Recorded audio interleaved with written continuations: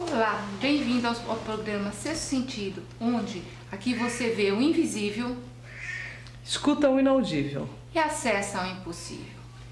E falar em acessar ao impossível, estamos aqui hoje com o Lorde A. Muito prazer, Lorde. Muito prazer. Lorde, uma honra novamente estar com você. O prazer é todo meu. O Sexto Sentido agradece a sua presença. Lorde A, vamos falar um pouco da mitologia que tem dos vampiros. Eu gostaria que você explicasse para o nosso internauta a mitologia. Nossa, é uma tarefa hércula, né? Porque é coisa pra caramba. Mas eu vou tentar sintetizar, contar de uma forma como eu falo já há longos 7 anos em palestras, conferências e workshops. Vou então tentar resumir um pouco dessa história e apresentar de uma forma bem sintética. O que acontece? O que a gente conhece como vampiro nos dias de hoje veio a existir, é baseado, é pautado na escola do romantismo, tanto nas artes plásticas, quanto no teatro, quanto principalmente na literatura, e essa é uma imagem que vem entre o século XVIII e o século XIX.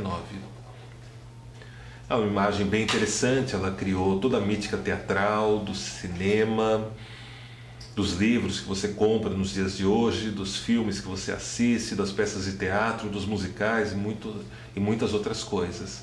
Porém, é uma visão que a gente pode dizer fashionista, é uma visão da arte sobre o tema.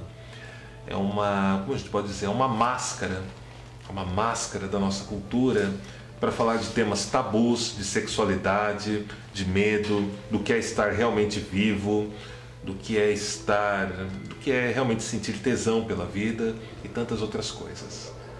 As pessoas costumam até, quando vem, o pessoal da subcultura vampírica, a primeira pergunta que pode ocorrer é se a gente é algum tipo de seita. Correto. E não somos nenhum tipo de seita. Somos uma subcultura com uma vertente fashionista ligada à parte cultural e uma vertente da cosmovisão igualmente ligada à parte cultural, mas que aceita algo que a gente vai chamar, a grosso modo, de espiritualidade. Mas pensando na história do vampiro, como você me perguntou... Correto. É assim, a gente tende a interpretar as coisas baseado nos filtros mais recentes e mais fortes e mais reforçados que existem. Então a gente tende a imaginar que tudo que existe de vampiro é o que está ligado ao romantismo e essa visão artística que eu falei. É verdade. Sobre mitologia, eu vi alguma coisa ali no site sobre Lilith. Eu sei que você é apaixonado por Lilith. Nossa, adoro demais Lilith. Adoro, algumas pessoas chamam de uma deidade, outras consideram uma deusa. É uma figura de poder fantástica, que no Círculo Strigoi, no antigo Oficina Vampírica, nós temos um trabalho junto a ela, como a Lua Negra, como a Escuridão Primerva. É um conceito muito parecido com o que os budistas chamam de não vazio, a forma como o vampiro vê a escuridão, até mesmo encontrando extrema ressonância com o Livro dos Mortos tibetano. Lilith pra gente é a noite, é o espírito da ausência, o espírito do vazio. Você encontra ela quando você caminha em um bosque, na hora da zona morta, através da escuridão em uma noite de lua negra, distante de qualquer luz elétrica. É aquele momento que você percebe que quando você está na escuridão, você não está no vazio, portanto é um não vazio. É um momento que você está junto de tudo aquilo que você carrega, mesmo das coisas do que a gente chama das suas próprias trevas ordinárias de consciência, quanto a tudo aquilo que caminha e vive junto do lado noturno, o lado do mistério, do desconhecido. Isso, nessa totalidade, é o que a gente pode chamar de Lilith. Olha que interessante, né? Uma explicação poética praticamente na vida dela, né? Porque eu conheci sobre Lilith falando assim que ela é má, que as pessoas têm que tomar muito cuidado em fazer um pedido para Lilith, E eu aprendi uma coisa, que a gente pede para Lilith dar força para nós, é assim, realmente que ela nos dê força, que ela nos empurra para frente, para que a gente possa abrir a nossa consciência e a gente caminhar. Olha, é mais ou menos por aí. Mas pra gente, a gente pede pra Lilith para ter sede, para ter fome, pra gente ir atrás daquilo que dá bem-estar pra gente, que traz plenitude e arranca a gente da ilusão do conforto. O que chamam de mal, de feral, de diabólico e de outros termos é o que o pessoal da psicologia junguiana chama de simplesmente de inconsciente. Lilith é aquela que traz a sede de você ter mais, a sede de você fazer mais com a sua vida. E você tem além. Essa Lilith tem alguma ligação com os dragões? Como é que é isso, essa deusa? Olha, assim, né, a ligação, eu não explico talvez pela mitologia comparativa ou por uma livre associação estética. Sim, claro, porque para os vampiros, né, eu conheço algumas visões do pessoal da bruxaria tradicional, do pessoal da Wicca, de muitos xamãs. Tem muitas histórias sobre vampiros, né? Sobre dragões. O que eu acho mais interessante vem de um lugar chamado Romênia. Certo. Romênia, Transilvânia, arredores, Hungria e daqueles lados. Lá as palavras que eram utilizadas para designar dragões e também anjos caídos era a mesma palavra que usavam para se referir a estrelas cadentes e cometas. Olha que interessante. Que passavam pela noite. Fagulhas, centelhas que cruzavam os céus e o fogo estelar de cada constelação ardendo lá em cima. E as estrelas cadentes eram para eles os anjos caídos, depois que o cristianismo chegou lá, e antes disso eram os dragões. Contavam até que alguns deles viviam em troncos de árvores secas, em locais escondidos, e os cultos xamânicos e tribais daquela região eram celebrados em torno desses lugares. Então está mais ligado ao mito, né? Ao folclore, né? Ao folclore, né? A cultura, ao que restou das práticas xamânicas daqueles povos. Verdade. Olha, Mari, pauta maravilhosa, porque aqui espiritualidade é cultura, né? Cultura e espiritualidade. E ele é a cultura em pessoa, né? E os estrigóis? Os estrigóis eram os estrigóis, os vurdolaques, os vricloacas, os madzeres, os caluzares, ali só no leste europeu. Todo mundo vê hoje em dia, por conta daquelas histórias que eu falei do século XIX, como tipos de vampiros. Quando na realidade eles não eram vampiros.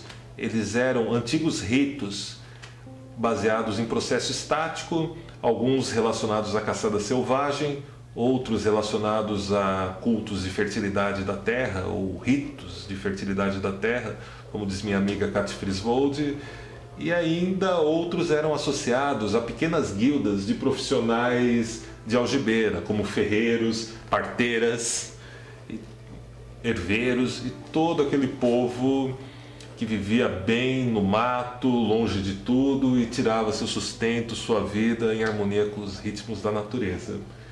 A questão, né? Os estrigóis eram um desses grupos.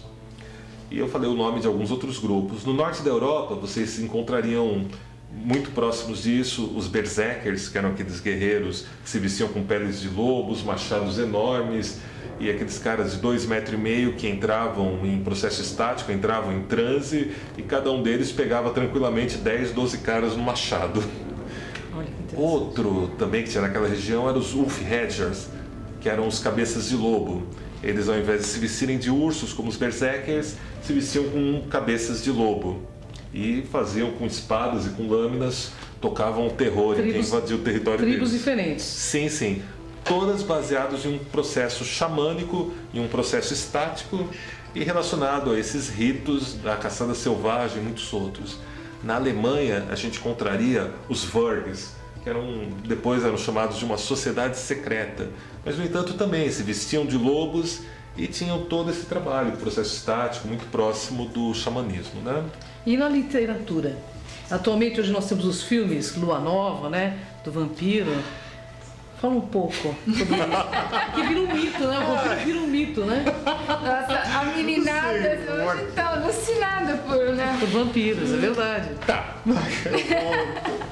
Eu tenho que ser sincero, olha, para mim, para o pessoal da minha geração, a gente cresceu sendo alimentado por Whitley Strieber, do filme que escreveu o livro Fome de Viver e a Última Vampira, muitos anos depois. O filme Fome de Viver foi interpretado, teve 2 vampiros, que era a senhorita Blaylock e o outro não me recordo o nome, mas eram interpretados pela Catherine Deneuve E pelo David Bowie. Anos depois, veio uma série, algum tempo depois, a partir do ano de 76, veio as Crônicas Vampirescas da Anne Rice, onde naquele clima efervescente dos anos 70, logo depois da Revolução Sexual, da pílula anticoncepcional, o que aconteceu?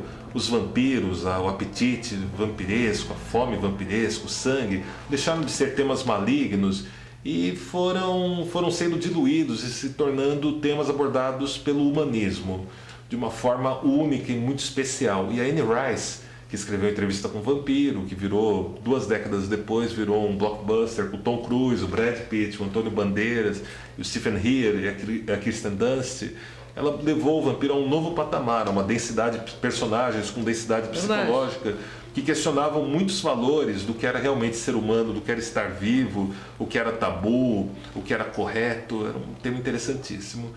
Eu cresci nessa geração dos anos 90 que foram pesadamente, densamente, ricamente influenciados por esses marcos da cultura. A gente de lobisomens tinha a série Grito de Terror, que eram sobre lobisomens realmente sanguinários, brutos, verdadeiras feras. Tinha também aquele filme Na Companhia dos Lobos, que era interessantíssimo. Muito interessante.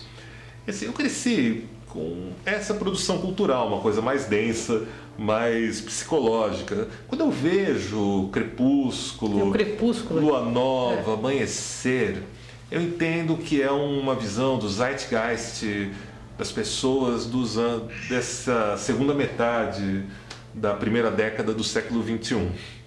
Mas digamos que não são os filmes vampirescos que me tocam, que me alimentam. Eu prefiro muito mais aquele filme sueco, que é o Deixa Ela Entrar, que foi maravilhoso, de uma garotinha de 10 anos, que é uma vampira há mais de 100 anos e faz amizade com um garoto que só tem 10 anos e começa a rolar coisas muito interessantes. Eu prefiro uma obra mais focada para esse lado. Mas é real mesmo. Porque Lua Nova foi uma coisa muito surreal também, né? Muito, assim, fora da realidade, né? É uma história para adolescentes dos tempos atuais. Pelo sucesso que fez no mundo inteiro, né? Alguma coisa deve ter tocado no coração do povo para eles terem todo esse culto a esses filmes. Mas a subcultura vampírica, a cosmovisão vampírica e mesmo a produção cultural vampírica de base, fundamentada, não tem quase nada a ver com todo esse universo da Stephenie Meyer. E o que você me diz sobre a era vitoriana? Visuais maravilhosos. Visuais maravilhosos, rebuscados, que até hoje são um sinônimo de classe, de estilo, de glamour, muito admirados e reproduzidos na subcultura vampírica. Apreciamos demais a questão do romantismo, do cortejar, do cavalheiro cortejar a dama, da dama cortejar o cavalheiro, daqueles amores mais profundos, mais profundos, mais densos, que vão muito além dessa visão atual do ai se eu te pego, ou do simplesmente ficar por ficar. Sim. Nós gostamos de tudo isso, mas ao mesmo tempo era uma era de costumes e comportamentos extremamente estagnados, radicais, que a gente não aprecia nem um pouco e que definitivamente não conseguiríamos viver naqueles tempos com aquilo que a gente tem hoje. Lorde, infelizmente a gente está chegando no finalzinho do nosso programa. Eu gostaria de saber o teu site, teu blog para os nossos internautas. Opa, olha, eu tenho o site, né, que é considerado, né, lá nos Estados Unidos, na Europa, o divisor de águas na abordagem do vampiro, que é o vampirismo.org. Tem um outro portal que eu também administro, que é o redvamp.com, dedicado à produção cultural vampiresca. Legal. E tem o meu programa de web radio, que vai ao ar toda quarta-feira, das 21 horas à meia-noite, que é o Vox Vampírica, que é transmitido no meta-universo do jogo Second Life, no Clube Acidic Infection. E na internet você pode curtir acessando voxvampirica.com. E tudo com Y, né? A gente comprou todos os domínios com I e com Y para ninguém se perder. Então tá ok. Bom, gente, é uma honra estar com o Lorde A, é um poço de cultura, de conhecimento. A gente não tem nem muito o que falar, porque ele fala de tudo e fala muito bem e traz conhecimento. E o cavalheirismo, né? Isso tá deixando a gente aqui arrepiado. Que é verdade. realmente E é um conhecimento que liberta as pessoas. Porque a gente começa a ver o vampiro de um outro lado, de uma outra forma. Não de uma forma tão negativa quanto é colocado na mídia. Lorde A, gratidão. Pô, gratidão e até a próxima sempre. Sexto Sentido. Até a próxima.